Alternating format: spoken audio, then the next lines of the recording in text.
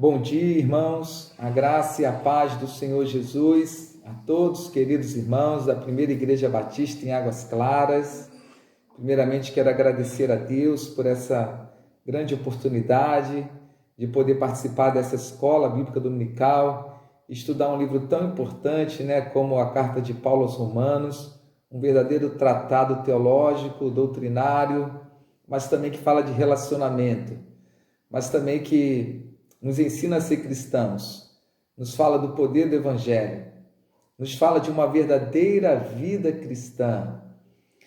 E estaremos meditando um pouco sobre isso. Foram me entregues 4 perguntas aqui, e pela graça do Senhor Jesus, no que eu puder ajudar, eu estarei aqui servindo aos irmãos. Estou aqui para servir. Saúde a toda a igreja, pastor Simval, sua família, irmã Toinha, irmão Daniel, professor dessa classe, e todos que nesse momento estão agora nos ouvindo, participando desse ensino da palavra de Deus. Vamos orar, irmãos, nesse momento? Muito obrigado, Senhor Deus, por essa manhã de domingo, por esta manhã, ó Pai, por esse momento tão especial, que temos a oportunidade de estudarmos a Tua palavra, Senhor Deus. Em nome de Jesus, fale ao nosso coração. Não somos dignos, perdoa nossos pecados, que através desse estudo a sua igreja seja edificada, seja fortalecida. Em nome de Jesus, amém. Bom, irmãos, foi entregue a mim 4 perguntas aqui relacionadas ao tema vida cristã. A primeira está relacionada a Romanos, capítulo 2, do versículo 17 ao versículo de número 29. Eu gostaria de estar lendo esses versículos, e aí depois, respondendo a pergunta que aqui foi feita. Então, assim diz Romanos, capítulo 2, de 17 ao 29. Se, porém, tu que tens por sobrenome judeu e repousas na lei, e te glorias em Deus, que conheces a sua vontade e aprovas coisas excelentes, sendo instruído na lei, que estás persuadido de que és guias dos cegos, luz dos que se encontram em trevas, instrutor de ignorantes, mestre de crianças, tendo na lei a forma da sabedoria e da verdade, tu, pois, que ensinas a outro, não te ensinas a ti mesmo? Tu que pregas que não se deve furtar, furtas? Dizes que não se deve cometer adultério e o cometes? Abominas os ídolos e lhes roubas os templos? Tu que te glorias na lei, desonras a Deus pela transgressão da lei? Pois como está escrito, o nome de Deus é blasfemado entre os gentios por vossa causa. Porque a circuncisão tem valor se praticares a lei. Se és, porém, transgressor da lei, a tua circuncisão já se tornou incircuncisão. Se, pois, a incircuncisão observa os preceitos da lei, não será ela, porventura, considerada como circuncisão? E se aquele que é incircunciso por natureza cumpre a lei, certamente ele te julgará a ti, que não obstante a letra e a circuncisão, és transgressor da lei. Porque não é judeu quem o é apenas exteriormente, nem é circuncisão a que é somente na carne, porém judeu é aquele que o é interiormente, e circuncisão a que é do coração, no espírito, não segundo a letra, e cujo louvor não procede dos homens, mas de Deus. A pergunta é: como devemos ter uma vida coerente com aquilo que nós temos aprendido nesse texto? Porque o que está acontecendo, irmãos? O judeu aqui, ele se vangloriava na sua circuncisão, e por ser conhecedor da lei, ele achava que isso era o mais importante, E por causa disso, ele achava que já estava salvo, que ele era melhor do que os outros. E Paulo aqui, ele vai estar, desde o capítulo 1, mostrando que não é bem assim, que todos nós carecemos do Evangelho, que todos nós somos pecadores. No capítulo 3, ele vai afirmar isso. Então, no capítulo 1, a partir do versículo 18, irmãos, ele vai estar falando dos pecadores, dos idólatras, dos imorais, daqueles que mudaram o modo natural de ser, homem com homem, mulher com mulher, cometendo torpeza. Paulo vai dizer que esses são indesculpáveis, né? Até aqueles que nunca ainda ouviram falar do Evangelho, mas são indesculpáveis, porque a criação, as coisas criadas revelam Deus, né? Então Paulo vai dizer que esses são indesculpáveis e são passíveis de morte. Está lá no capítulo 1. No capítulo 2, do versículo 1 ao 16, ele vai falar daquele que é judeu e não judeu, que condena a esses pecadores. Mas ele condena os pecadores, mas ele mesmo não pratica, né, a palavra de Deus. Ele sabe que aquilo tudo é errado, condena esses que cometem pecado, mas ele também vive no pecado, na sua hipocrisia, na sua falsidade, porque lá no seu secreto, no seu escondido, ele comete pecado. Ele vai dizer isso logo no início do capítulo de número 2, porque, versículo 1, porque no que julgas a outro, a ti mesmo te condenas, pois praticas as próprias coisas que condenas. Então, Paulo vai dizer que esses também são indesculpáveis. Olha, ele começa o versículo 1 dizendo, portanto, és indesculpável. Então, o pecador do capítulo 1 é indesculpável. Esse que condena esse pecador é indesculpável porque ele não pratica aquilo que ele condena. E o judeu aqui, a partir do versículo de número 19, ele está falando propriamente para o judeu, Se porém tu, versículo 17, se porém tu que tens por sobrenome judeu, esse que é judeu, conhecedor da lei, que ensina, é mestre de crianças, tu que pregas que não deves furtar, mas furta. Ou seja, ele ensina, ele é mestre, ele tem a lei, ele tem a circuncisão, ensina que não se deve furtar, mas ele mesmo furta. Porque na lei está escrito o quê? Não furtarás. Ensina que não se deve adulterar, mas ele adultera, porque está lá, não adulterarás. Ensinas, ele abomina os ídolos, mas diz que ele rouba os templos pagãos, né? Eles furtavam o ouro desses templos. Ou seja, ensinava judeus, conhecedores de toda a lei, mas não praticavam a lei. Tinham o sinal da circuncisão, que realmente foi algo dado por Deus, não foi algo inventado por eles, né? Nós vamos ver em Gênesis capítulo 17, que a circuncisão é um sinal, é uma aliança de Deus com essa nação, através de Abraão, mas primeiro Abraão creu, primeiro Abraão teve fé. Tanto que no capítulo de número 4 aqui de Romanos, Paulo vai dizer que os verdadeiros filhos de Abraão são aqueles, não é aquele que tem a circuncisão como foi dada a Abraão, mas aqueles que têm a fé de Abraão. Porque primeiro Abraão creu, depois ele foi circuncidado. Agora vamos trazer para o nosso contexto, irmãos, porque a pergunta é assim, como devemos ter uma vida coerente com aquilo que nós temos aprendido nesse texto? Porque muitas vezes nós agimos como esse judeu, nos vangloriamos no nosso batismo, na nossa denominação, nas nossas ordenanças, né, que é o batismo e a ceia, né, chamados também de a Santa Ceia por muitos, dando até um valor mais especial a ela, que aquela semana que vai ter a Santa Ceia eu não posso pecar, como eu conheci uma jovem um dia que estava muito irada, né, com o seu patrão, ela queria xingar ele, brigar com ele, mas tem a Santa Ceia, não posso fazer nada, mas segunda-feira ele vai vir comigo. Então não adianta, ou seja, eu estou preso àquele sinal, né, mas eu mesmo não vivo o verdadeiro evangelho, porque o evangelho, irmãos, ele nos transforma, como diz aqui em Romanos capítulo 1, a partir do versículo 16, Paulo dizendo, não me envergonhe do evangelho. Por quê? Porque é poder de Deus. Para quê? Para a salvação de todo aquele que crê, tanto do judeu, como do gentio, como do grego.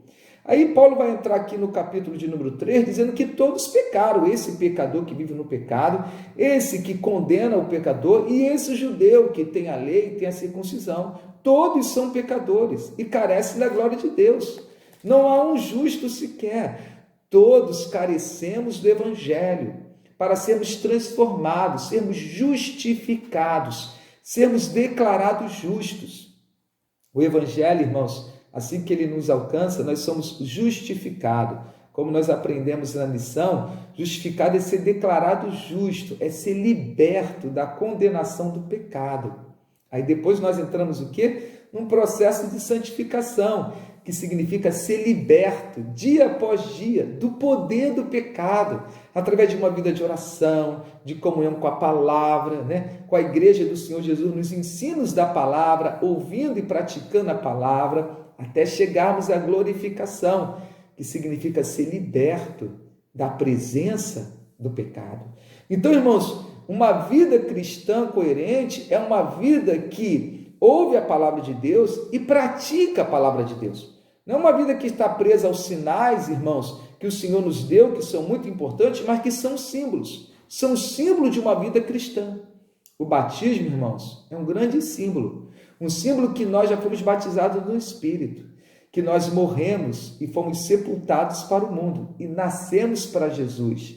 Ou seja, ele é um símbolo, né, aquela água ali que nós somos imergidos e depois, né, quando o pastor ali, né, nos mergulha e depois ele nos levanta, naquele momento significa que nós morremos e fomos sepultados, e quando ele nos levanta significa que nós ressuscitamos por uma nova vida.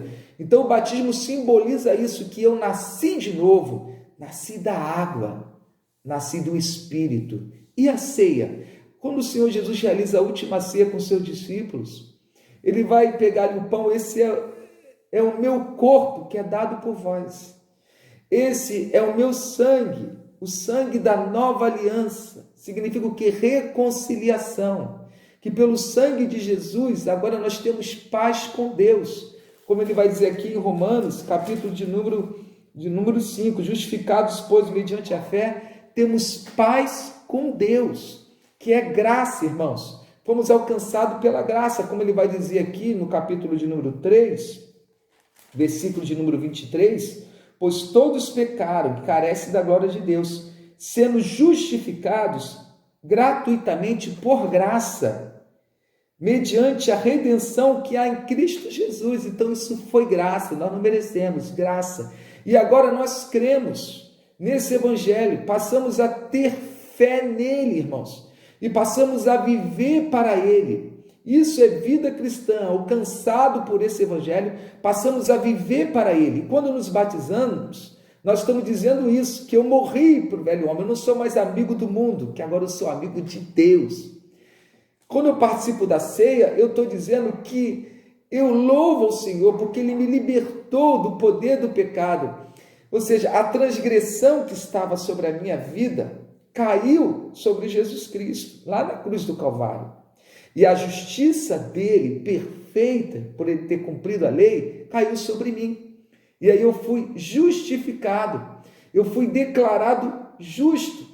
A partir dali, irmãos, eu sou alcançado por esse evangelho e começo uma nova vida, uma verdadeira vida, uma vida cristã de comunhão, de obediência à palavra de Deus, cada vez mais parecida com o Senhor Jesus. Então, vida cristã, irmãos, não são em si os símbolos, mas sim, como o próprio nome diz, vida cristã. Quando os irmãos lá de Antioquia foram chamados de cristãos pela primeira vez, foi como um apelido. A palavra cristão significa pequeno Cristo. Foi porque eles eram parecidos com Cristo e cada vez mais eles queriam ser parecidos com Cristo. Isso é vida cristã. Cada vez mais queremos ser parecidos com Cristo. Então não são os sinais em si, como o judeu pensava, ou conhecer toda a Bíblia de cima a baixo, que vai fazer de nós cristãos, mas sim o Evangelho.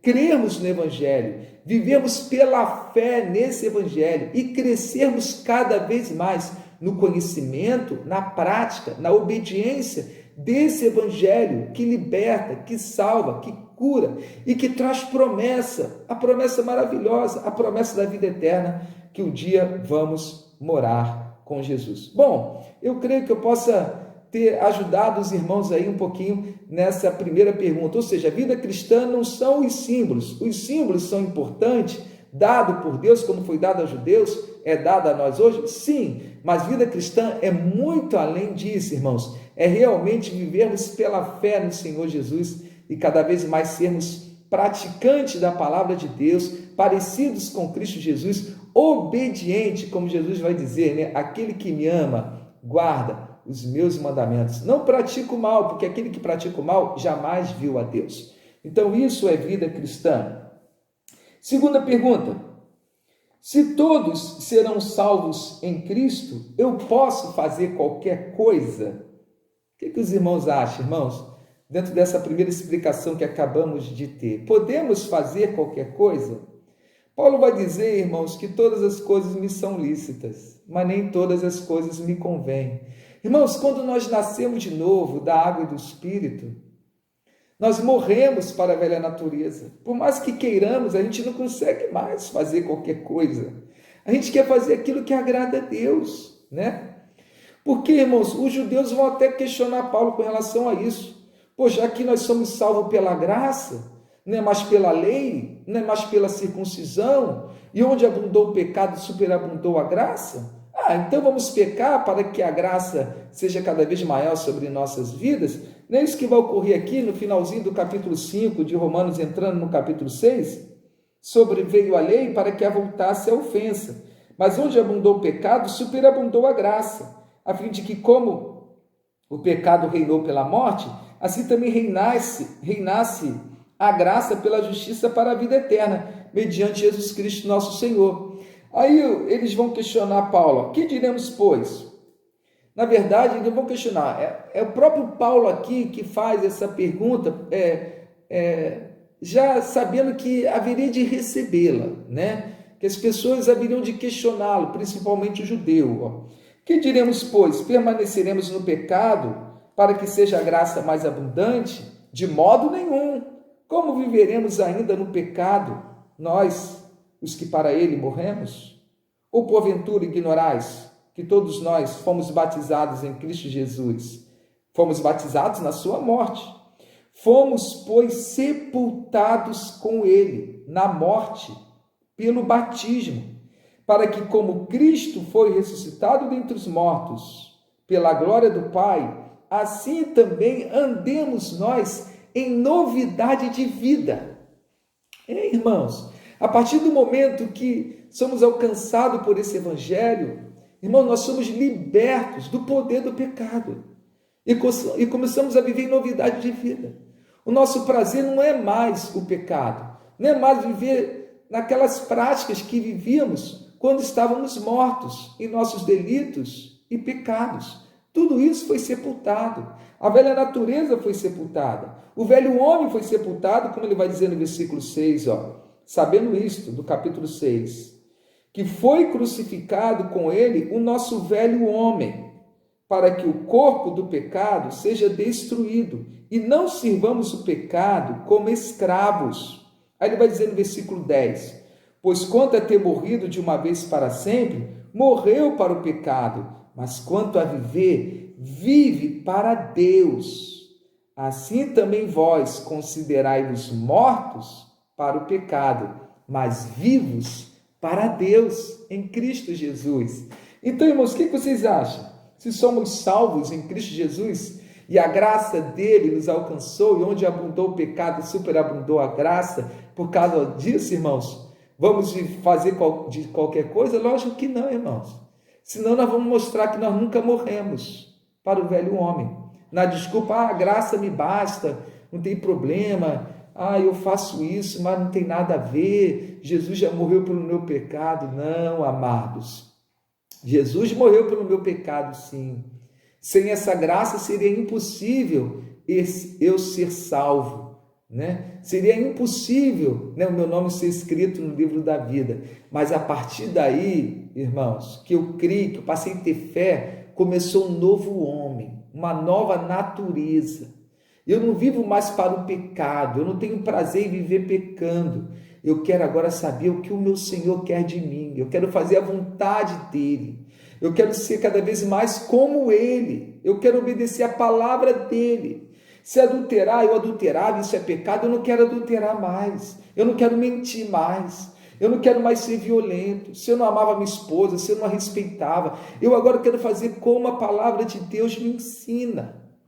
Sim, irmãos. Por mais que a graça de Deus esteja sobre a minha vida, porque por mais, irmãos, que nós tentemos, nós vamos pecar. E se não fosse essa graça, nós estaríamos condenados. Por isso, onde abundou o pecado, superabundou a graça. Então, nós realmente descansamos nessa graça. Ela é maravilhosa, né? Como vimos naquele hino tão lindo. Maravilhosa graça. Sim, graça maravilhosa. Porque se não fosse ela, seria impossível a nossa salvação. Mas não é porque estamos sobre essa graça, irmãos, que nós vamos viver pecando. Essa graça, ela nos conforta. ela nos dá força para continuar. Realmente ela nos mostra que nós já estamos justificados, que não há mais condenação do pecado sobre nossas vidas, que nós já fomos libertos da condenação do pecado, mas eu também fui liberto do poder do pecado. E agora eu vivo uma vida de santidade, de santificação, sem a qual ninguém verá a Deus. Por que lá em Hebreu vai dizer sem a qual ninguém verá a Deus? Porque, irmãos, quem não vive um processo de santificação, significa que também não foi justificado. Porque a partir do momento que nós fomos justificados, fomos libertos da condenação do pecado, inicia-se em nossa vida, irmãos, a libertação do poder do pecado. E agora eu quero viver para Cristo. Eu não quero fazer de tudo como eu fazia antes. Eu quero fazer aquilo que agrada a Deus, que agrada o meu mestre, aquele que me ama, guarda os meus mandamentos. Eu quero ser cada vez mais parecido com Jesus. Amém, irmãos? Eu creio que eu possa ter ajudado um pouquinho os irmãos aí. A terceira pergunta: devemos obedecer a todo e qualquer tipo de governo e orar? Também orar por ele? Sim. O apóstolo Paulo também vai responder isso aqui no capítulo de número 13, quando ele vai falar da sujeição às autoridades. Todo homem esteja sujeito às autoridades superiores, porque não há autoridade que não proceda de Deus, e as autoridades que existem foram por ele instituídas, de modo que aquele que se opõe à autoridade resiste à ordenação de Deus. E os que resistem trarão sobre si mesma condenação, porque os magistrados não são para temor quando se faz o bem, e sim quando se faz o mal. Queres tu não temer a autoridade? Faz o bem e terás louvor dela, visto que a autoridade é ministro de Deus para teu bem. Essa palavra aqui, ministro, no original, no grego, aqui significa diácono. Entretanto, se fizeres o mal, teme, porque não é sem motivo que ela traz a espada. A espada aqui é condenação, é morte, pois é ministro de Deus, vingador, para castigar o que pratica o mal. É necessário que lhe estejais sujeitos, não somente por causa do temor da punição, mas também por causa do dever da consciência. Então, irmãos, as autoridades foram instituídas por Deus e devemos estar sujeitos a elas. Há outros textos também, se você for para 1 Timóteo capítulo 2, versículo de número 1, diz assim, antes de tudo vos, pois, exorto que se use a prática de súplicas e orações, intercessões, ações de graças, em favor de todos os homens, em favor dos reis e de todos os que se acham investidos de autoridade, para que vivamos vida tranquila e mansa, com toda piedade e respeito. Devemos orar pelas autoridades. Se você continuar em Tito, capítulo 3, versículo 1, lembra-lhes que se sujeitem aos que governam, às autoridades, sejam obedientes, estejam prontos para toda boa obra, não difamem a ninguém, nem sejam altercadores, mas cordatos, dando provas de toda cortesia para com todos os homens. Aí você vai lá para Pedro também, 1 de Pedro, capítulo de número 2, versículo 13, sujeitai-vos a toda instituição humana por causa do Senhor, quer seja ao rei como soberano, quer às autoridades, como enviadas por ele, tanto para castigo dos malfeitores, como para louvor dos que praticam o bem. Aí você vai para a 2 de Pedro, capítulo de número 2, porque os falsos profetas, eles vai estar falando aqui, eles que vão ficar falando mal das autoridades, versículo de número 20, sabendo primeiramente isso, que a nenhuma profecia, capítulo de número 2, de 2 de Pedro, versículo de número 10, especialmente aqueles que, seguindo a carne, andam em imundas paixões e menosprezam qualquer governo, atrevidos, arrogantes, não temem difamar autoridades superiores, ao passo que anjos, embora maiores em forças e poder, não proferem contra elas juízo infamante na presença do Senhor. Nem mesmo ali o anjo, né, na luta contra Satanás pelo corpo de Moisés, ele vai usar a palavra infamatória contra Satanás, mas ele vai dizer: o Senhor te repreenda. Então, irmãos, a palavra de Deus é muito clara. Devemos estar sujeitos às autoridades, obedecê-las. Elas foram todas instituídas pelo Senhor, sejam elas boas, sejam elas más. Devemos nos sujeitar e orar por elas, para que nós tenhamos paz. Mas, pastor, e quando a autoridade pratica o mal? E quando a autoridade quer que nós pratiquemos algo contra a palavra de Deus? Aí sim nós temos argumento bíblico de nós não nos sujeitarmos a ela. Por exemplo, nós temos exemplo na palavra de Deus. Quando o faraó mandou lá que as parteiras matassem os filhos meninos, elas obedeceram? Não, elas não mataram, porque elas sabiam que essa não era a ordem de Deus. Nós temos a autoridade das autoridades, que é o nosso Deus, que é a palavra de Deus. Nós vamos ver quando os amigos ali, né, de Daniel, Sadraque, Mesaque e Abednego são obrigados a se curvar diante, né, da imagem de Nabucodonosor, e eles não vão se prostrar diante da imagem. Por quê? Porque no mandamento estava escrito: não adorarás outros deuses, não se prostrarás diante deles, não farás para ti imagem de escultura. Há uma ordem do Todo-Poderoso, dos reis, de todos os reis, para não fazer aquilo. Aí nesse caso não tem jeito. Na pregação do evangelho, quando Pedro e João são presos e é ordenado a eles que se calem, eles vão dizer: antes importa obedecer primeiro a Deus, depois aos homens. Não está dizendo que vai obedecer aos homens, mas primeiro a Deus. E quem é que deu a ordem de pregar o evangelho? Ide por todo o mundo, fazei discípulos de todas as nações. Deus. Então, irmãos, se a autoridade nos proibir de pregar o evangelho, querer que nos prostremos diante dela, adoremos imagens, irmãos, aí não tem jeito. Por quê? Porque a palavra de Deus, que é do Todo-Poderoso, o Rei dos Reis, a autoridade das autoridades, está dizendo para a gente não fazer isso. Então, nesse caso, irmãos, nós não poderemos nos sujeitar, e aí vamos estar sujeitos à perseguição e até à morte, como muitos irmãos nossos no passado foram mortos, presos e torturados, e são até hoje por causa disso. Mas fora isso, irmãos, devemos nos sujeitar, orar pelas autoridades, e isso começa dentro da nossa própria casa, porque o seu pai, a sua mãe, os nossos pais são autoridades.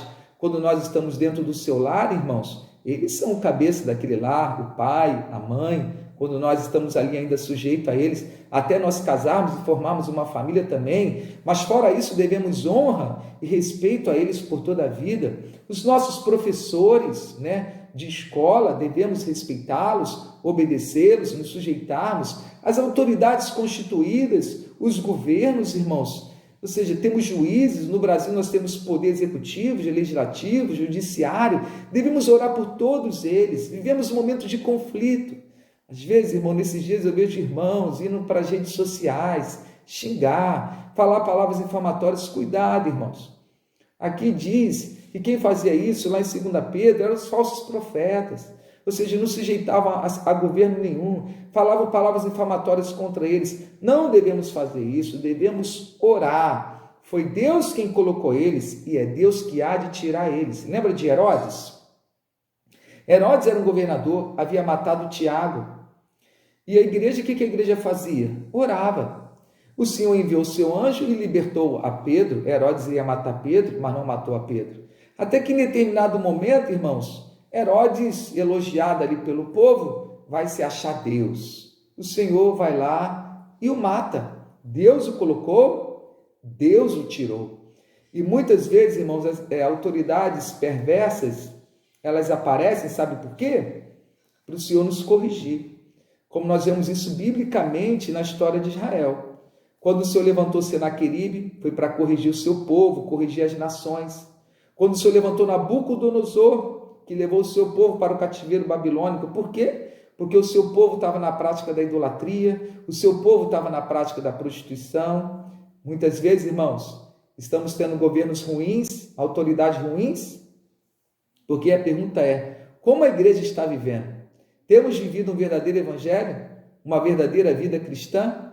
Mas, irmãos, devemos nos sujeitar sim às autoridades, todas elas, e devemos orar de forma constante por todas elas, para que nós tenhamos paz, como diz as Escrituras. Bom, Eu creio que ajudei um pouquinho os irmãos nessa pergunta. E a última pergunta é, em Romanos 13, 7, diz que devemos pagar impostos. Eu devo pagar imposto, mesmo quando o governo for corrupto? Irmão, sim, devemos pagar. Olha o que diz a palavra de Deus aqui mesmo em Romanos 13, continuando aquela leitura, a partir do versículo 6, com relação às autoridades, aí ele vai dizer mais embaixo, versículo 6. Por esse motivo, capítulo 13, versículo 6. Por esse motivo também pagais tributos, porque são ministros de Deus, atendendo constantemente a esse serviço. Pagai a todos o que lhes é devido, a quem tributo, tributo, a quem imposto, imposto, a quem respeito, respeito, a quem honra, honra. Irmãos, os tributos devem ser pagos, os impostos devem ser pagos. Por mais que eles doam, irmãos, por mais que muitas vezes eles são até injustos, cobrados de uma maneira um tanto cruel, mas não vamos esquecer, irmãos, nós não estamos no reino de Jesus ainda, ele não foi consumado ainda. Nós vivemos esse reino como igreja, como servo do Senhor, O reino do Senhor está presente através de nós, mas ele não foi consumado, tendo o Senhor Jesus reinando nesse mundo, porque a palavra de Deus diz que esse mundo jaz no maligno e que Satanás é o príncipe dele. Então nós estamos sujeitos, irmãos, a muitas coisas ruins, e nós vemos muitas vezes impostos bem injustos, como na época de Jesus, quando os fariseus tentam pegar Jesus ali com relação ao pagar impostos, e Jesus pede que mostrasse a moeda, e ali estava o rosto de César, e Jesus vai dizer, dai a César o que é de César, e a Deus o que é de Deus. Quando ele é cobrado pelos impostos também, e ele vai dizer que quem é que paga os impostos? O filho do rei paga imposto? Não, nós vamos encontrar isso, irmãos, lá no Evangelho de Mateus, capítulo 22, se eu não estou enganado, capítulo 17 também.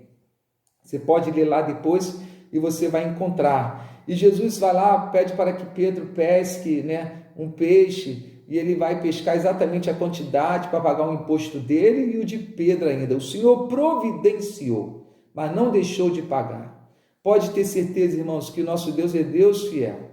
Ele nos sustenta. E assim como ele providenciou para Pedro e para ele o pagamento daquele imposto, ele também providencia para nós. Mas vamos ser fiéis no pagamento dos tributos, dos impostos. Nada de dar aquele jeitinho brasileiro, sabe, irmãos? Porque certamente em algum momento seremos confrontados pelas autoridades pela prática do mal.